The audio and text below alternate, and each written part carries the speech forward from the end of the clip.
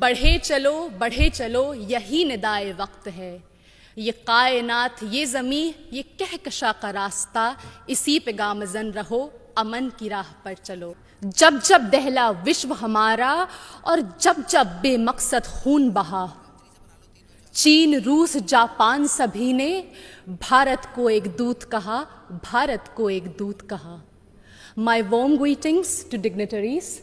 I am Mahira Khan from Chhattisgarh and I am here to speak on the topic of peace building and reconciliation, ushering in the era of no war. Taking pride in India's history is one of the parch prans given by the Prime Minister in the age of Amrit Kal. And looking back at history, it is a proof that India has always been a harbinger of peace. No war does not mean that we have no reason to fight war. It only means that we give importance to peace by following values of compassion and forgiveness.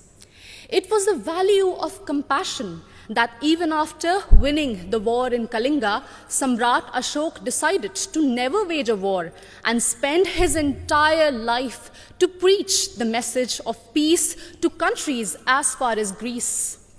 It was the value of forgiveness that even after the British sent our soldiers to world wars and our farmers to famines, Mahatma Gandhi still chose ahimsa and satyagraha for independence. Taking inspiration from India, Nelson Mandela also chose to forgive the apartheid regime in South Africa. My dear audience, like this year's theme, India for the World, India not only preaches but also practices Vasudhaiva Kutumbakam. In India's G20 presidency, we advocate for a multilateral world in which no one country dominates another country. When China dominated Indo-Pacific, India rushed to help and support ASEAN countries. It acted east. When Sri Lanka needed loans, India was the first to give assurance to IMF. It showed that we believed in neighborhood first. And when Turkey, Syria were hit by deadly earthquakes, India rushed for their aid. It showed our brotherhood. Remember, in 1945, after testing the first atomic bomb, Oppenheimer quoted from Bhagavad Gita, "Now I have become death, the destroyer of worlds." And soon after that, the bombings in Hiroshima and Nagasaki, it was proved that the world does not need a war for peace, but it only needs one war, and that is the war against war itself, exactly what Mahatma Gandhi used to preach.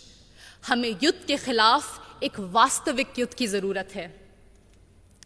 And that's why all of us need to unite for one single cause, our planet Earth. The conflicts in West Asia, Africa, and the constant quest for world dominance between USA and China are doing no good for sustainable and equitable development. And this is worse even in the post-COVID era, something which we cannot afford. And in this circumstance, the world looks at India to find peaceful negotiation and conciliation in the midst of Russian-Ukraine war.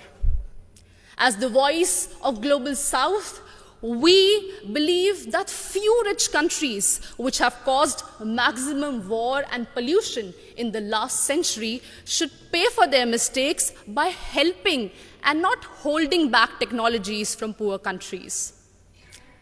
I understand that we might be divided by borders, but we believe that our culture, sports, and ideas could unite us. And in this condition, the world looks at International Solar Alliance for an equitable solution to green energy transition. Our jawar, bajra, and ragi are being celebrated as superfoods in the world today. And the world looks at Ayush for a healthy lifestyle.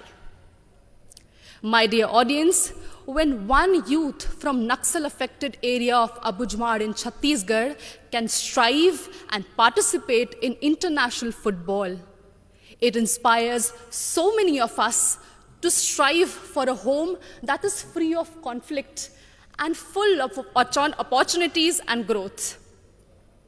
In us, in each of us, lies immense ability to solve any internal or external conflicts through peace, passion, and compassion.